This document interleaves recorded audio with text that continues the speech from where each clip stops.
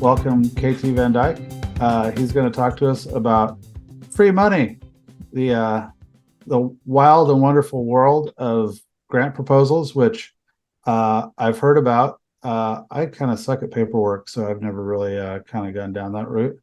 But KT has, and he's successful. KT, you've successfully pried money out of people before, correct?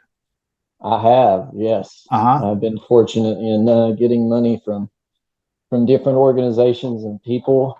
Uh-huh. Uh, that has helped tremendously just in building my shop and making sure I can do this for a living. Okay, So it's cool. been quite instrumental. Do you want to start with um, kind of your experience in that process and how that works, or how do you want to get going? Yeah, absolutely. I got to just start rolling through the notes and whatnot. So first and foremost, I'll do an introduction and then kind of show you around the shop. Okay. There's not much to get to, and I'm going to try to keep this short. This is kind of some dull stuff. Uh-huh. So, yeah, I want to try to hit the high points and get as much information without rambling too long. So we'll dive right in. So my name is KT Vandyke. I run Frog Level Guitar Shop in Bristol, Virginia. I have been doing this I apprenticed for a few years and then took over the business in 2019. And yeah, getting money and applying for grants has been a very instrumental part of my business and definitely will be moving forward into the future. Um, my wife will be joining us a little later. She is the real rock star when it comes to this stuff because she is a grants coordinator for the birthplace of country music here in Bristol. It's a kind of a nonprofit world, but she applies and searches out and gets grants for three different organizations. So she has a lot more experience at this than I do. But nonetheless, yeah. So I came through. I came through this through apprenticeship, and had to buy the business off of my mentor. So grants were an integral part of that whole thing, as well as moving where it was previously, which was in Abingdon, Virginia, to Bristol, which is where I live. And I built the shop right beside my house, so it's all convenient and whatnot. And give me just a second, and I will take you all around real quick. So take you outside so you can see the front. Sure. Man, I am terrible at technology for a millennial. So this is a shop. It's nothing too special or crazy. But considering that, I live right there, it's quite convenient. How many square And feet are you in the shop? I'm right at under 400. Okay. So it's not much. This is pretty much my setup. Walking in the door. Back here is pretty much my primary work area. Again, it's still a work in progress, unfortunately. I moved in April, and if there is, let's see here, if there's any tips I can provide when it comes to building your own shop and moving in, it's making sure that you just take the extra day or two to square everything away and settle in before you start doing work. I've been here since April, and I'm like in this in between of staying in staying up to date with jobs coming in and trying to get everything squared away. So, but anywho, get over here to my notes. So the two grants that have been most instrumental for me has been the apprenticeship grant that was held by the Virginia Department of Humanities. That was the grant that helped me buy out Skip, my mentor, and start relocating the shop. And the second grant was the Southwest Virginia Tradition Bears grant, which I just got a few months back. It helped pay off what debt I still had on the shop, as well as pretty much re-outfit most of my tools. I was able to update a bunch of shit. Oh, I'm sorry. Shouldn't be cutting No, my keep it hair. coming.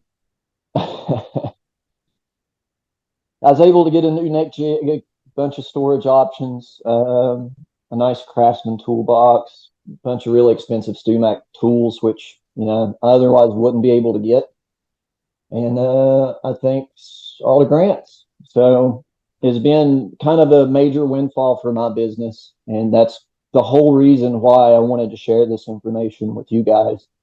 Is I think it could help you too. It is free money, but it's not exactly free money because there is some legwork involved.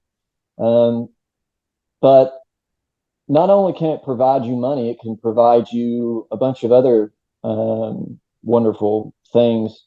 I've been able to go and present at the Richmond Folk Fest last 2 years as part of the grants that I received, which has put me in touch with other builders, other luthiers here in the region that aren't affiliated with the Luth group. Obviously, it's brought me customers and it's given me a tremendous credibility and marketing boost as far as getting my name and my business out there. So it's also put me in touch with several different professional agencies handling accounting, marketing, just general business practices. So it really is a great thing. Every grant differs quite a bit from what the award is, as well as what is asked. But yeah, for the most part, I'll kind of get into the weeds here now. A grant is essentially, what is a grant? It's essentially a program that's set up by either a public or private company or foundation. A lot of your public entities will be everything from small local communities like Washington County here in Virginia, the county which I'm in. They have several grants that they hand out. They have several business grants for small businesses they hand out every year. One of their big things is the Small Business Incubator Challenge. And they award 5 or 6 businesses a good chunk of money and, again, a bunch of assets and help. But the public foundations and everything can range from government. They're mostly all government for the most part, up to state. You have national grants and all this stuff.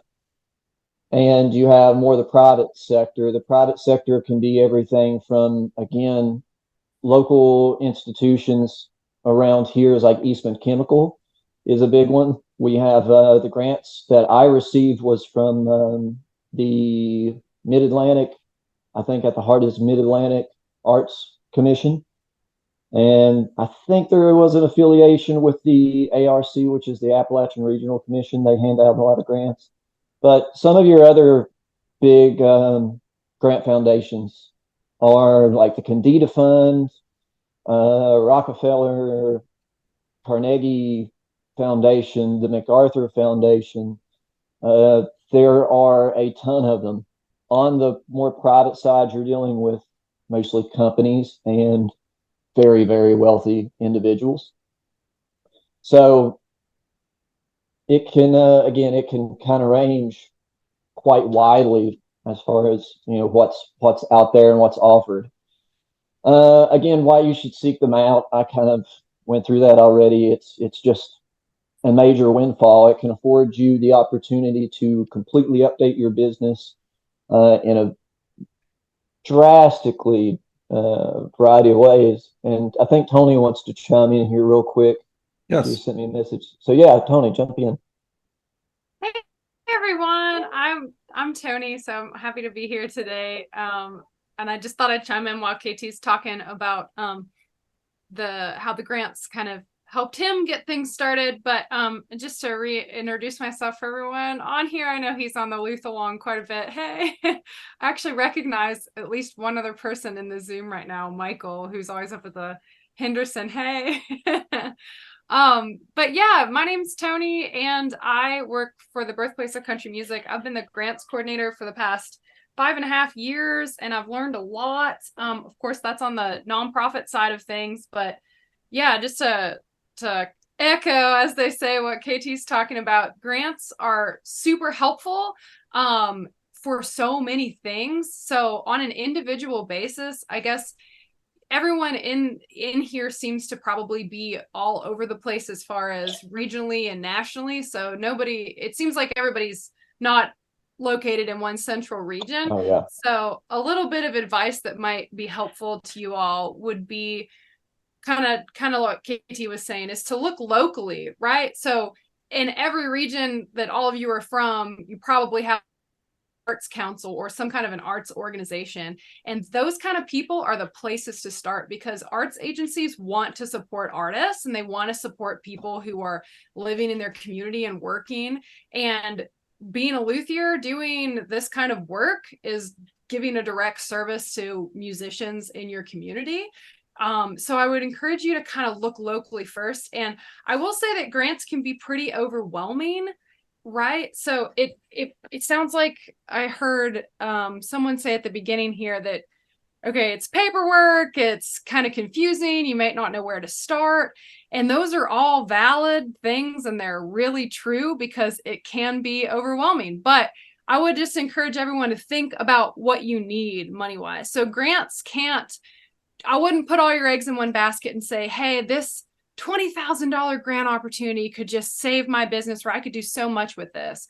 Don't think about it like it's the only thing that's going to help you. Just think about it as maybe getting some grant funding could really help sustain you long term. Don't think about it as it's the only thing that could sustain you. Grant funders don't even like it whenever they might be giving you $10,000 and no one else is giving you any grant funding to do a project or a program or anything. They want to see diversity in your funding.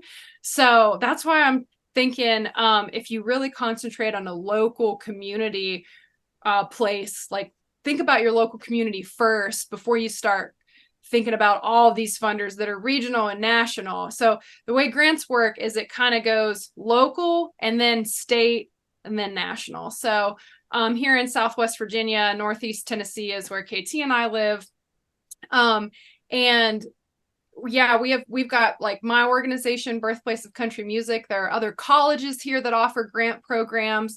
And then we have regional funders like Virginia Humanities, Virginia Commission of the Arts, Tennessee Arts Commission, Humanities Tennessee. Those are all funders that offer grants that come from they get funding from the government and they disperse it regionally. And they're supporting organizations and individuals.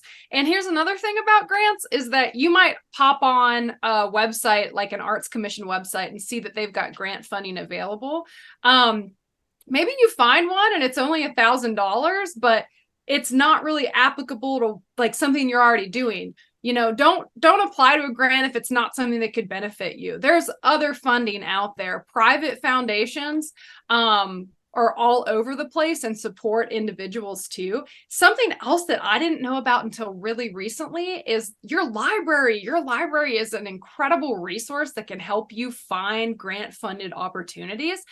Some libraries like ours here in Bristol, Virginia, actually has a program called the Foundation Directory. And it's a resource that's only available at our public library. Other libraries across the US have this too, if they pay for this service.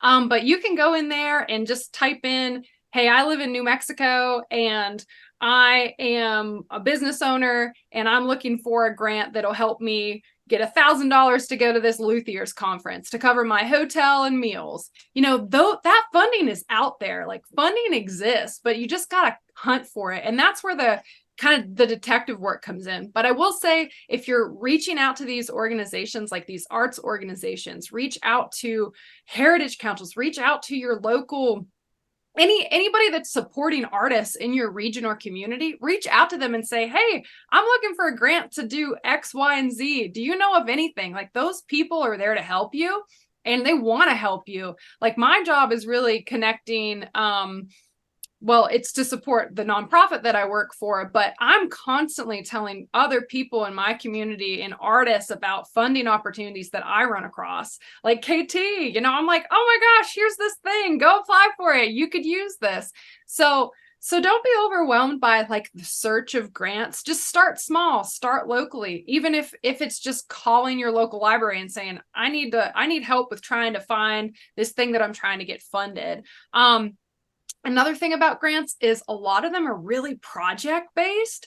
And you all are probably business owners or maybe doing this on the side or doing it full time. However, you're managing your business, there are general operating support grants that can just help you keep the lights on. And there are other things like the grants that KT has gotten have directly helped him purchase equipment that he can use long term. So there's a lot of stuff out there. Again, try to just think locally. That's my biggest advice, is just don't be overwhelmed. If you have no idea, if you've never applied for a grant before, call your library. That's a great place to start. Another tip that I could give you, just that I'm kind of trying to condense all this down so it's not super long and rambly, but another tip would be when you get to most grants are going to ask you your common questions like, who are you? Why do you need this funding? Jargon is a big thing. Real people read grant applications. I've been on multiple committees where we review grants and just make decisions. So sometimes it's like, oh, this is really confusing or this is really wordy. Just as long as you can just be really straightforward and compelling. Hey, I'm John and I need $5,000 to put for whatever, this bench that I'm going to use in my business. This bench will help me repair instruments and it's going to drastically increase my ability to get to more instrument repairs long term so I can have more business. So yeah, so think of it, I guess, kind of on a smaller scale is what I always tell people, and just be really straightforward with if you're writing a narrative to actually ask for funding. Just be straightforward. They're going to give you questions that it's the who, what, when, why, who are you? What are you asking for? Why do you need it? So yeah, I would just say that's kind of like my big grant, everything kind of in a quick nutshell. I hope I didn't like interject too much. I know KT had an outline here, so sorry if I talked about everything. But yeah, I'm happy to answer questions too. I think we should open up for questions. Are there websites that deal in putting you in touch with potential grant searches, or search like just a place to search online? Yeah, so there is quite a few, and let me actually find a list here. So honestly, one thing that my organization does is we have a program. It's just a software and it's called Grant Hub.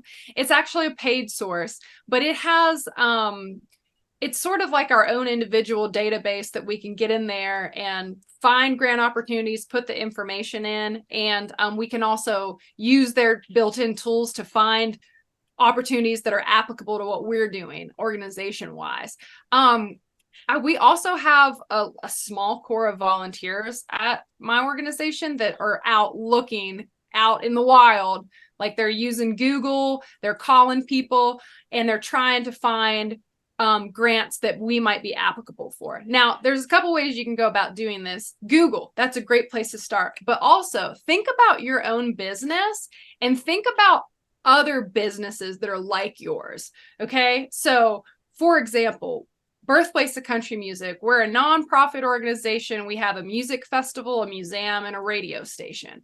So one of the first things that I did whenever I walked on here and was looking for grants for this nonprofit is I'm thinking, okay, what's another nonprofit that's doing the same things we're doing? Country Music Hall of Fame. Okay, let's go over to their website. Let's look at their funders. I'm looking at every person on their website that has supported them, whether that's a foundation, whether that's a name. Hey, Joe and Cindy, whatever, Smith.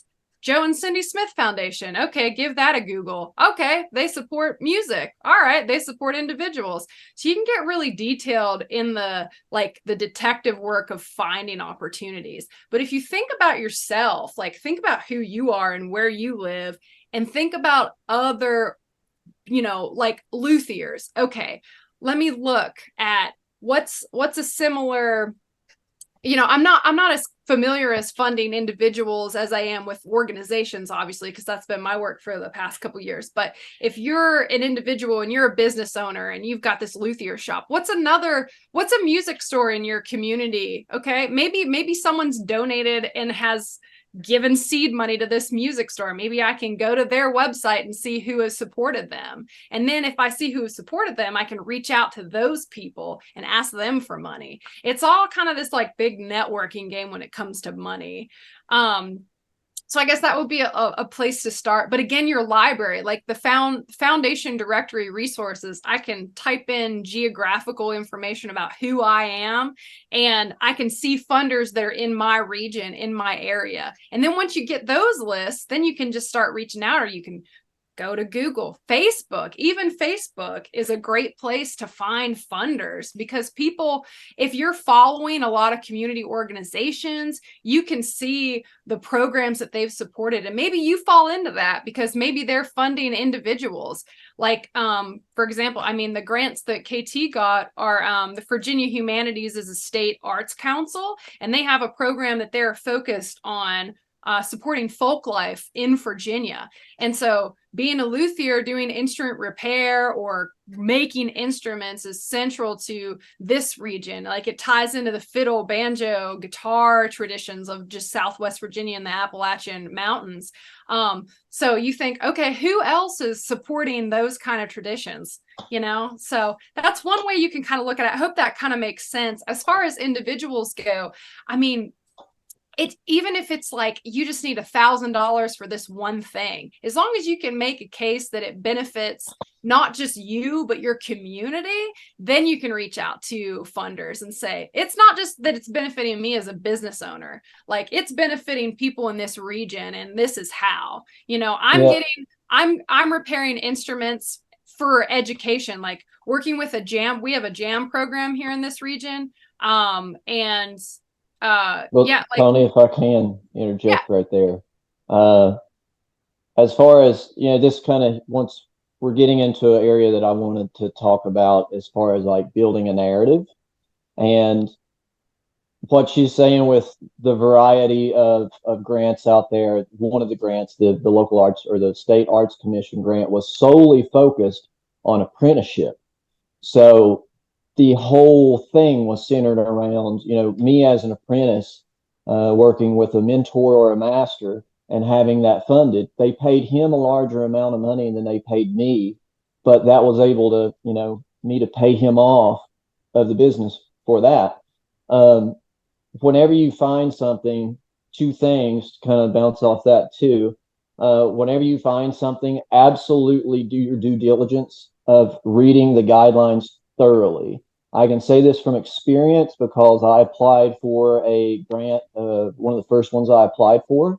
I made it all the way to the end. There was a lot of stipulations. You had to show up for a weekly class that lasted a month.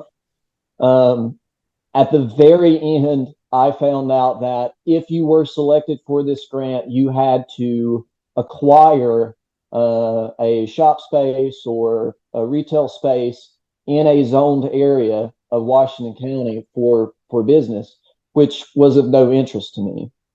I didn't have the capital at that time to do anything like that. I didn't have the customer base or whatever. So even though it wasn't completely a waste of time, I still had to show up, one night a week for 3 hours for a class, and just, and I wasn't even able to reap the benefits or actually compete. And the second point is with whenever you find a grant, and this is something that you can start now with your first grant or whatever it might be, and build upon as you move forward and as you apply and try and acquire others, is to start thinking of your business as a storied brand. And I'm still in that term from a book, and I'm sorry I don't have that on me right now, but there's a book, Building a Storied Brand.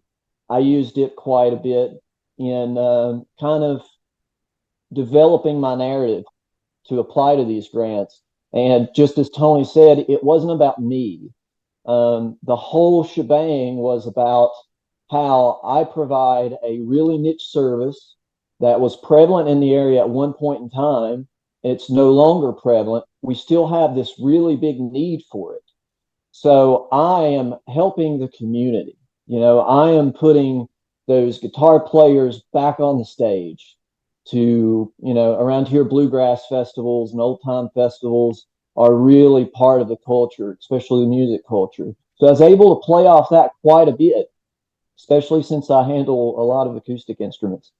And having that narrative that it's bigger than you. If you look at car commercials, the sleaziest TV car commercials, the story is all the same. The pitch is all the same. We're going to get you the car that you need, that you deserve.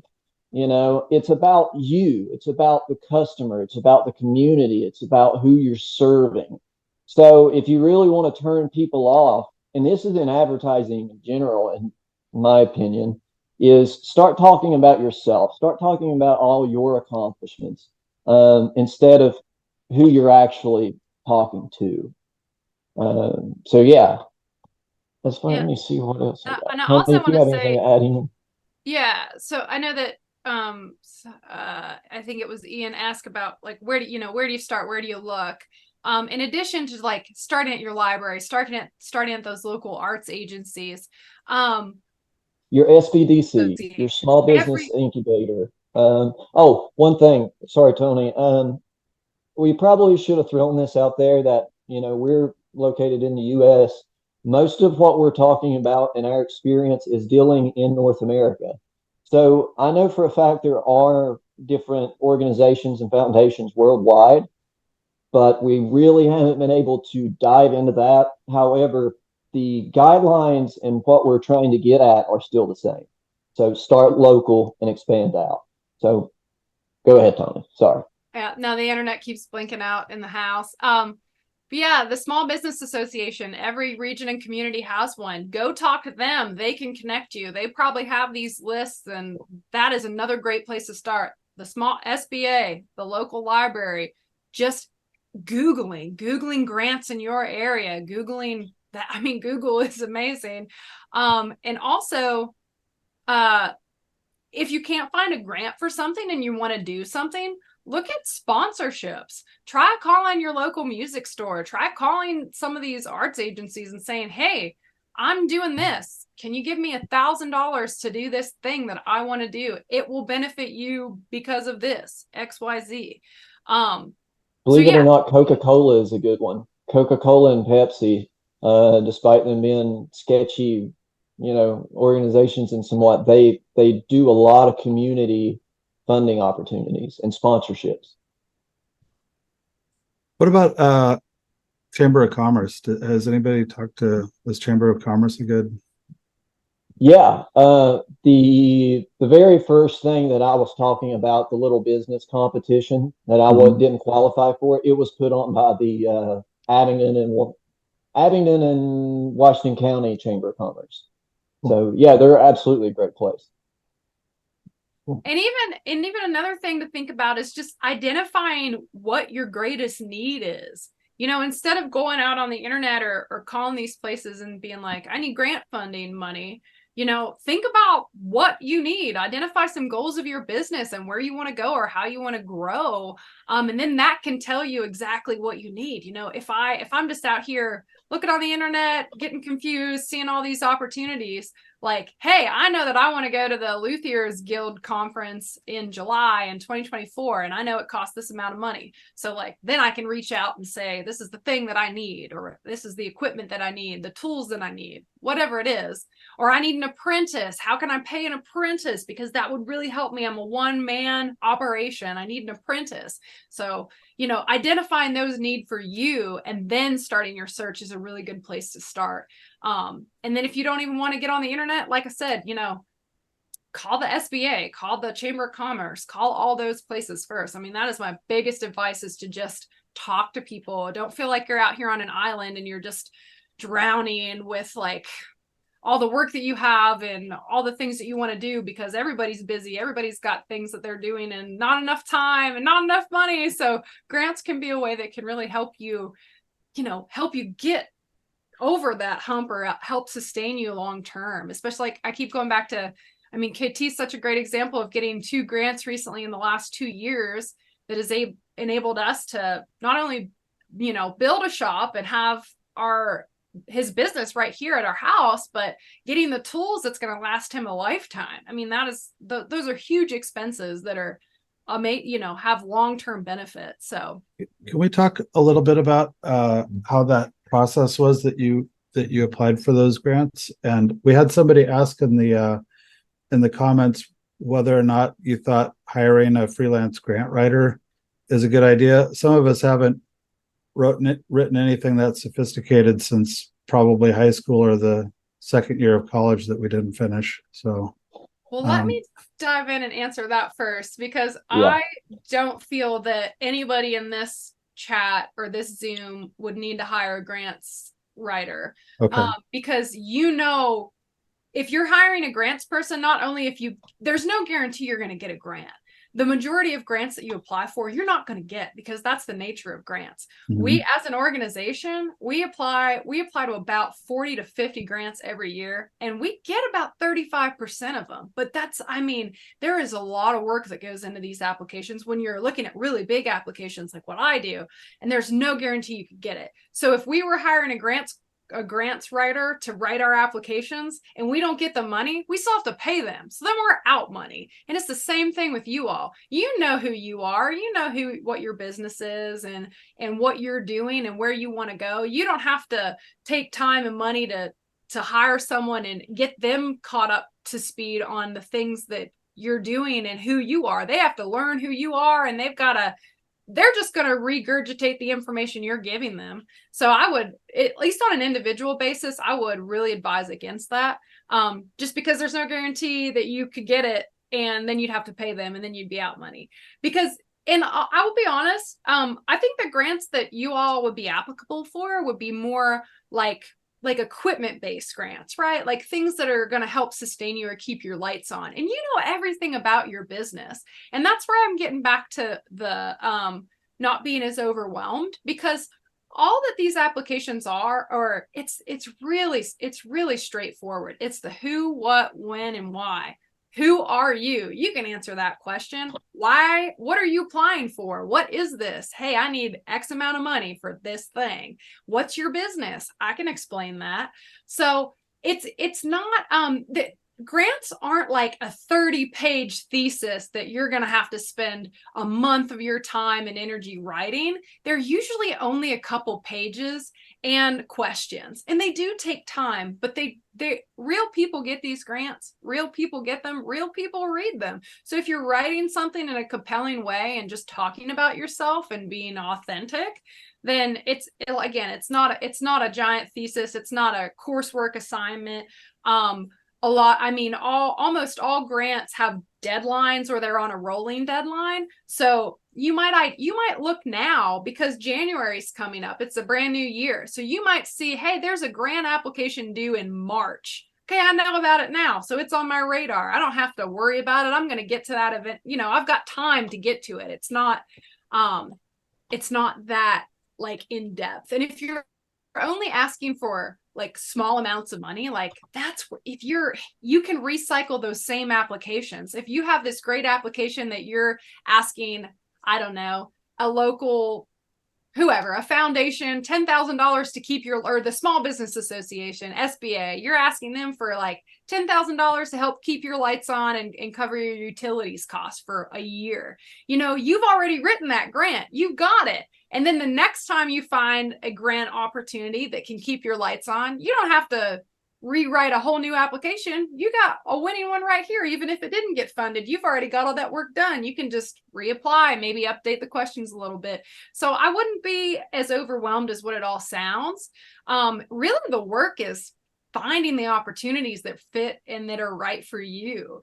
And again, like our small business association, they are awesome. They will work with you and help you put these things together. I'm sure that I haven't done this, but I'm sure that Cindy up at the SBA office in Abingdon would read over it for you. I mean, they're there to get small businesses funding, and that is their job. So people are definitely out there to help you. Same thing with the library. That's why I keep going back to the library. Our library will sit down. If you make an appointment with them, they will sit down with you and they will explain grants. It's like there's one guy down there who is thrilled to talk about it with people. So he wants people to come in and talk. So there are resources in your community that you can really reach out to that'll help you as well. Yeah, and kind of bouncing off that, one thing that's kind of nice about the library that we haven't really, I don't think we've touched on, is that there are networks, as Toni said, about directories. Some of those are private directories. You have to pay to get access to them. The library can have access to that, which is wonderful. So you can have, that's less competition just by going that route.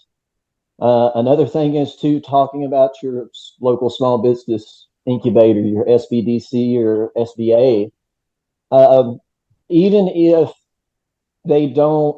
they can't help you with any grants, they're absolutely a wonderful, wonderful resource for you as a business owner to go explore, getting to know the people. They're typically underfunded small institutions, but they have a wealth of resources, from teaching you how to integrate QuickBooks into your business, teaching you marketing and all this stuff. A lot of it's free. If you just show up and show you're interested, you have access to this information.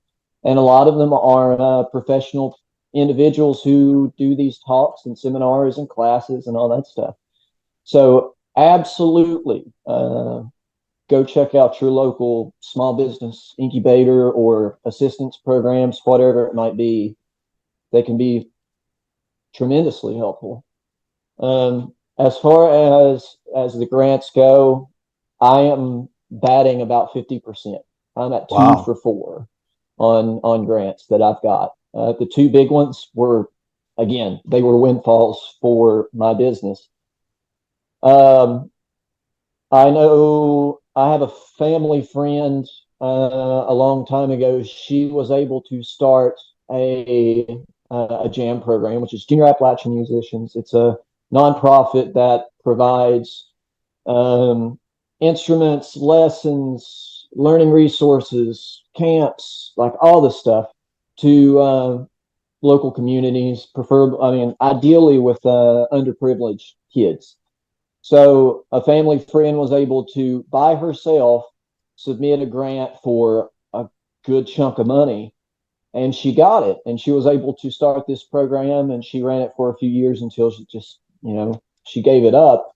But typically, the more money you ask for, the larger grants you chase are going to have more hurdles to jump through.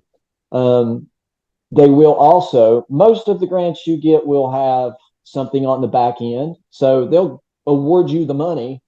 Well, I'll use this for example. My most recent grant, I've got, I think 85% of the award was paid up front. The last 15% I will receive after my duties have been completed, and that being show up for any professional development classes they have, which why wouldn't you? It's free. It's tremendously helpful. And 2 was to present at the Richmond Folk Fest, which is, all expenses free paid trip to Richmond, which is awesome. And you should definitely go to the Richmond Folk Fest if you ever get the opportunity. But anywho, after I get that, I'll get the rest of the money. There's a possibility at the end I will be asked to submit a report of some kind, documenting this is what I spent the money on. This is how I used it. I don't have any left over, whatever.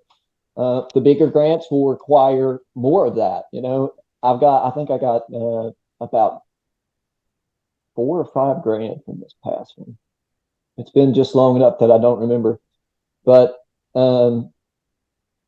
yeah, if you was asking for 10, 15, $20,000, they're not just going to give that to you for filling out a little short form online, submitting your name and a little blurb about what you do. You're going to have to put some time into it. And as far as that goes, again, echoing what Tony said, most of your work is going to be on the front end on finding them. Once you find them, put them on your calendar and start tracking them. Start building your narrative. We mostly know, I know with most every grant that I apply for from here on out, I'm pretty much going to use the same narrative. It's not going to change. My business isn't really going to change much from that.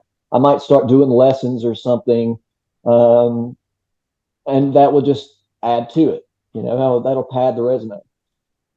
But oh, I forgot what I was going to say. Damn. Well, while you're thinking, I'll say this one last thing. Yeah, please.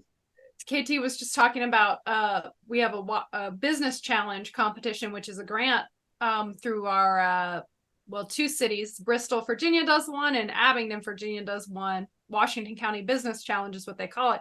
And that's the Small Business Association and the Chamber of Commerce working together to disperse grant funds that the city has to support small businesses. So we literally have a grant competition which small businesses can apply here in our region to get money. And I mean, that's like money to sustain your small business. So you may even want to, there could be wherever city or region that you're living in could have a similar thing, because the Small Business Association, that's their whole job. They want to support you. They want you to succeed. They want to give you tools to succeed. They want to connect you with money and funding so you can succeed.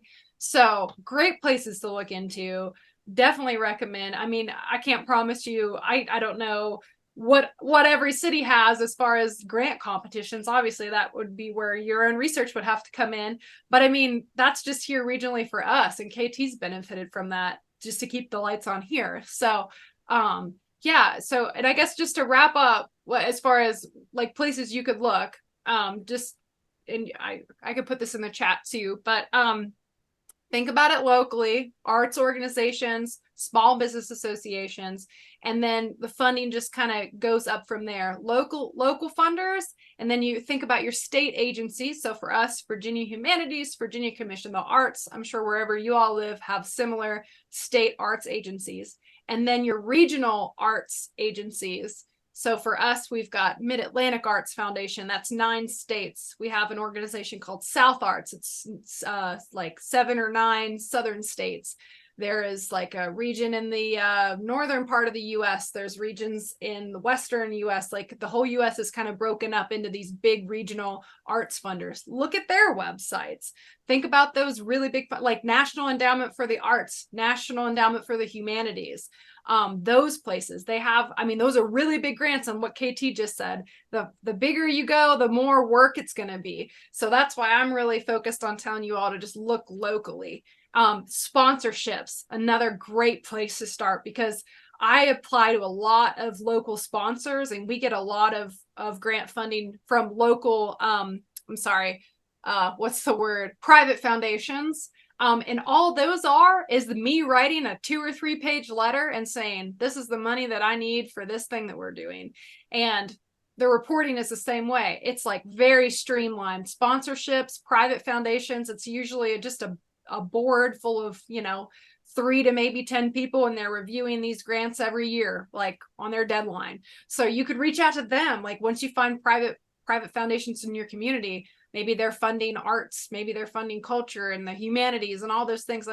Musical instrument repair, being a luthier, like all those businesses fall into arts, culture, and humanities, because you're sustaining musical heritage in your community. Like even if you're just repairing a guitar or building one, and you're getting that in the hands of someone in your community, like you're supporting the local arts scene. So that would be what I would kind of wrap up and say, like looking at those big areas, but stay local. It'll benefit you and it'll give you less of a headache. So sorry to be repetitive, but I really want to drive that home. I think that's good. KT, you wanted to squeeze in? I'd also like to open it up to questions and just for a second, because I think we got some people that would like to ask some questions, but go ahead. Yeah, absolutely. So as far as looking for grants, I would not be surprised if certain woodworking businesses, big ones, even places like McMaster Carr, they might offer money. It's very possible. If you're on the website, look and see if they have an opportunities link in their sitemap. It might be buried, but one thing to keep in mind too is it is in these organizations' best interest to get rid of this money, because if they don't, they have to pay a lot of taxes on it. So, they're looking for people. The opportunities are there. Again, I sound like a broken record here, but it's so important to not be afraid to gas yourself up, not be afraid to, beat on your chest and say, I am so much more important than you think I am. I do so much for my community. You kind of have to do that to stand out to a certain extent. But yeah, I think that's about it. Can we talk a little bit about that narrative? Or actually, let me let other people ask questions. Anybody have any questions so far? Well, one other thing, Ian, before I forget, because I'm very likely to. We're talking about narratives here, and particular projects are going to help you stand out. Just because you're a service to your community for certain grants isn't going to help you. So this is something that stands out to me immediately. Those of us who are interested in either expanding our 3D printing or our CAD design in our shop, or just getting into it to begin with, that is a wonderful narrative to push to apply for grants. This is going to help you so much. And we have a community of very experienced people to tell you how it's going to help you. So, that's just one inroad, one narrative you can spin and take it and run with it. Cool. That answers my question. Anybody else have any questions? What was can you give us an example of kind of how you were razzle dazzling in your own grant proposal? Like kind of some of the things that you were making sure to include that maybe would stick out to somebody that was reading this proposal? Yes. So what I did for mine is I tied my current business to traditional practices and some of the more famous individuals in the region who do this. Wayne Henderson, there's a connection to him. My mentor was trained by Dave Sturgill in North Carolina, and so was Wayne. If y'all are familiar with Wayne Henderson, who builds Henderson guitars, he's like 2 hours from me. Anywho, there is a connection there. My mentor had been practicing for 40 some odd years. There's a strong bluegrass, old time, traditional music scene here. I'm somewhat into that. Toni and I are both active in it. She works in it, for Christ's sake. But we also perform and chase that. So being aware of that, I was able to tie what I'm doing is not only helping my community and keeping these, heritage arts alive, but I also have a tie to history and, arts heritage, craftsman heritage here in the region. So it's important for me to keep this alive, keep these teachings. And again, you're building a romantic image here. You're not being very matter of fact. I mean, I could give you the spiel and you all would probably see through most of the BS pretty quick. But that doesn't mean there's not a sliver of truth to it. And I'm not lying by any means either. No. And KT, so what KT did in his applications that were successful was he stated exactly what he was going to do with the money that he was asking for. And that's the thing. Like, I've read grant applications where people have said, this $5,000 would help me. I'm a singer-songwriter. This $5,000 would help me maybe make a record one day. I don't have time to make a record. So if this money would give me that time and space to do this. KT's was like, hey, this grant is $5,000. He had a budget and he said, this is what I'm going to spend that $5,000 on. This grant didn't require a budget, but he put it in there anyway. And so whenever I'm a reviewer and I'm reading it, I'm like, oh, perfect. This is what you're going to do with our funding. There's no guesswork. This is exactly what you're doing. If you're a shop, if you're a business owner and you're saying, I need $5,000, here's an opportunity. This can help keep my lights on. Don't just say this will keep my lights on. Say my monthly utility bill is $120 for power. This is going to keep my lights on for 8 months or whatever it is. I know that math is not right, but it's like, just be specific in what what you're asking for. Like, that's why I keep going back to the professional development can be great, because here's a conference I want to go to. Hey, it costs whatever, $500 registration, and the hotel's $100 a night. There's $5,000 right now for a whole month at this conference or this experience, or I'm going to go learn with this person. And this is the, hotel and meals that I'm trying to get covered while I'm learning with this person, while I'm apprenticing for a month. So if you're just specific, just be specific in what you're asking. And then there's no question about what you're spending that money on. And like Katie said, grants are going to ask you for reporting. And if you're here's the original budget I submitted, and now here's all the receipts I spent on that exact thing. So there's no question about what you spent that money on, because funders are going to want to know. But then but like I said, also, if you're looking at sponsorships, like, even better, like, hey, I want to have $5,000 keep my lights on for 8 months. They're just like, here, go use it. Sponsorships are another great way. And they're not even grants. It's just asking people for money. And I don't like to ask people for money, but it's part of my job right now. And if you're a grant funder, you have the money to give away. That's like, you're just waiting for somebody to ask for it. Like, that's like, they have it, they're ready to hand it out. So just ask. Another thing. Oh, can I squeeze in really quick? Ian. Oh yeah, go ahead. Whenever kind of building off that, make sure that whenever you're putting something together, you're going to do it anyway. At least that's what you're putting off, is that, whether I get this money, I'm going to build this shop, which was kind of my thing. This is going to happen. You can either help me, and it would help tremendously, and the community as well, or you cannot, and I'm just going to take the brunt of it, and it's going to be hell for a while. And, people aren't going to be able to play their instrument because I'm not here to fix them. On the subject of sponsorships and grants, so for sponsorships, for instance, I see like a 5K race in town, and there's like the sponsors are plastered on the banner in front of the, table, handing out glasses of drinking water or whatever. Is there anything that they're looking for in kind of reciprocity and getting the name, getting their name out and getting, basically advertisement in return for these dollars? Or yes. Well, and when you approach a sponsor, I mean, if you're a business, say if you're a business like you all and you have a shop and it's on Main Street, hey, like, there you go, I'm asking for dollars to keep my lights on. And when you approach sponsors, yes, you really need to give them this is what you get in return for supporting me. So sponsorships are different than grants, and yeah, you need to kind of be aware of that. Be aware that they want their name or their logo on your merchandise or on your sign or social media posts. However you're recognizing them. Something that I do is create it's just called a sponsorship menu, and it just lists like, here are the 3 tiers.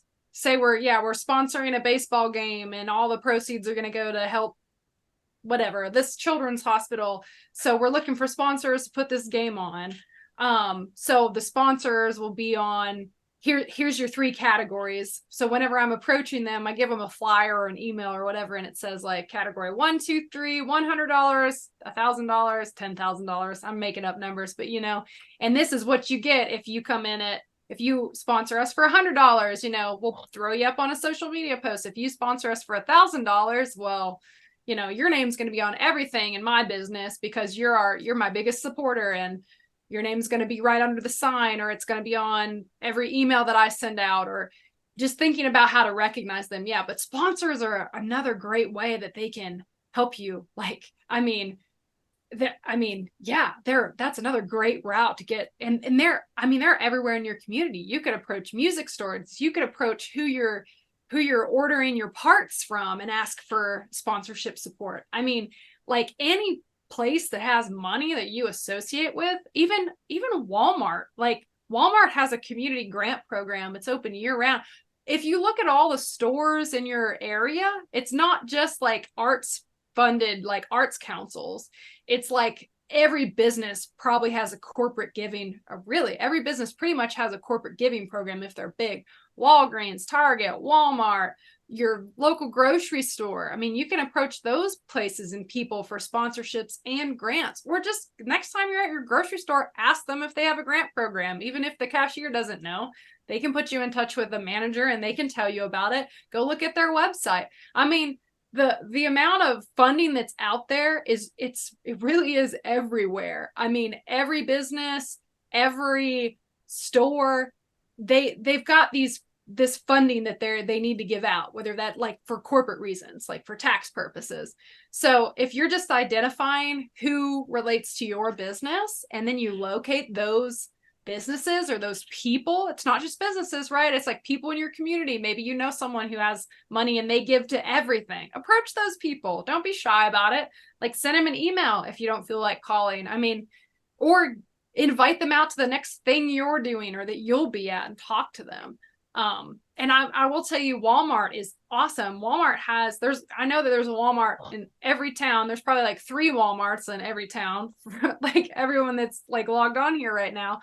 But they have a community grant program. It's like up to like $1,000 to $3,000, I think. And that's for really specific things. That grant is so easy. You could hop on there right now and do it in 20 minutes. It wouldn't even take you 5 minutes to complete it because it's like a sentence. It's like, I need $500 for X, Y, and Z. This is my name and phone number. And then what you do is once you submit that, then you call the store and you say, can I talk to the manager? I'm so-and-so and I have a local shop and I just submitted this grant. I just wanted you to know about it. This is my name. Now you got a contact. So yeah, funding is out there. It is out there for the taking. And like I said, if I can jump in right here. I have less experience dealing with sponsorships than Toni does for sure, but some of the businesses I used to work with did quite a bit of sponsorships, and they have asked for everything from social media posts to, you wear t-shirts, sort of thing, to as little as just, oh yeah, just put our banner up to where it can be seen. That's all we ask. And we'll give you some money. We'll give you a little bit. Obviously, the more probably comes with more strings. But this is more on the event side. But for larger things, again, Coca-Cola, Budweiser, Eastman Chemical, Eastman Credit Union are the big ones in our area. So you see them on everything, along with like Food City and Kroger. Well, I guess Food City more than Kroger, but anywho, yeah, that's about all I got on that one. Cool. Got any other questions or whatnot? Are any of the grants, like once you've gotten 2 grants, are those off limits now, or are there some grants that you can apply for or like on a yearly basis? So I know the apprenticeship grant, I have a window, and I think it's 5 years. But again, that doesn't really apply to me anymore because I'm not apprenticing or mentoring anybody. I'm not sure if the one that I just got, I need to actually check on that. That's a really good question. Typically, I think there is a short window. Some of the more nonprofit grants that Toni deals with from the bigger organizations, they can kind of plan year to year. So for you guys that are in bigger shops, you'd probably be looking at more money. You could probably, yeah. And it really just depends. I mean, it could be something you could apply for every year and get that money and can rely on it as long as you apply for it. Or it could be, it just, every grant is different. Every funder's different. Yeah. Some things are one-off, like, the second one that KT got, there's no guarantee that there will be funding for the second, the other grant that you received next year because it was a one-off program. sponsored by an arts agency that just had this extra money, and they hope they'll have extra money later, but you don't know, so it really just depends. I mean, some grants, they want you, if you get funded, they'll say you got to wait 3 years before you can apply again. You want to and that's all in an effort to so you're not relying on like that one source of income to help you. They want you, grants are like, I don't know how to, like, they're almost like stepping stones, right? Like they don't want you to rely on their funding for you to do the stuff that you're doing. It's like they just want you to help you get, to a more sustainable place, or to fund that project that you're doing. So yeah, they're all different. Cool. Absolutely. But I guess that's about everything I had put aside to talk about. So unless there's a couple other questions. I think the Looths group's going to apply for some grants now. Do it. Absolutely. You absolutely should. There's a lot of stuff that I've come across just in my searches that, I'll pass them along if I ever come across any. Yeah, if you see anything, there's a couple of things like there's a road to producing an app for the website that's a little pricier than we can afford right now, and a few other things.